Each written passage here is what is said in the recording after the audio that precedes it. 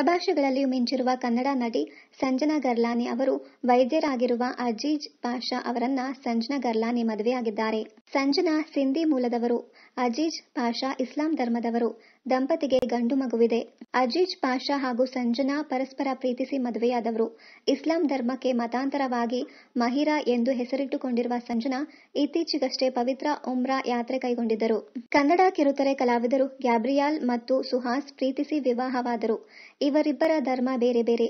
Suhas Hindu ಧರ್ಮದವರಾದರೆ ಗ್ಯಾಬ್ರಿಯಾಲ್ Christian ಧರ್ಮಕ್ಕೆ ಸೇರಿದವರು. ಪರಸ್ಪರ ಪ್ರೀತಿಸಿ ಮದುವೆಯಾದ ಜೋಡಿ ಗೌತಮಿ ಗೌಡ ಹಾಗೂ ಜಾರ್ಜ್ ಕ್ರಿಸ್ಟಾ. ನಟಿ ಗೌತಮಿ ಗೌಡ ಹಿಂದೂ ಧರ್ಮದವರಾದರೆ ಜಾರ್ಜ್ ಕ್ರಿಸ್ಟಾ ಕ್ರಿಶ್ಚಿಯನ್ ಧರ್ಮಕ್ಕೆ ಸೇರಿದವರು. ಗೌತಮಿ ಗೌಡ ಜಾರ್ಜ್ ಕ್ರಿಸ್ಟಾ ಮದುವೆಯಾಗಿ 5 ವರ್ಷಗಳಾಗಿವೆ.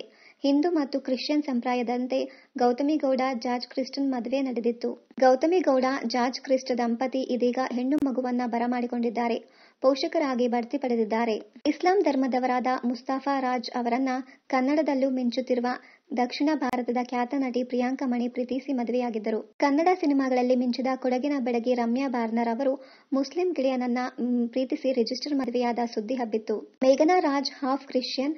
ಹಿಂದೂ ಮತ್ತು ಕ್ರಿಶ್ಚಿಯನ್ ಸಂಪ್ರದಾಯದಂತೆ ಮೇಘನಾ ರಾಜ್ ಹಾಗೂ ಚಿರಂಜೀವಿ ಸರ್ಜಾ ಮದುವೆ ನಡೆದಿತ್ತು. ಮದುವೆಗೂ ಮುನ್ನ ಮೇಘನಾ ರಾಜ್ ಹಾಗೂ ಚಿರಂಜೀವಿ ಸರ್ಜಾ 10 ವರ್ಷಗಳ ಪರಸ್ಪರ ಪ್ರೀತಿಸುತ್ತಿದ್ದರು. 2018ರಲ್ಲಿ ಇಬ್ಬರ ಪ್ರೀತಿಗೆ ಮದುವೆ ಎಂಬ ಅಧಿಕೃತ ಮುದ್ರೆ ಬಿದ್ದಿತ್ತು.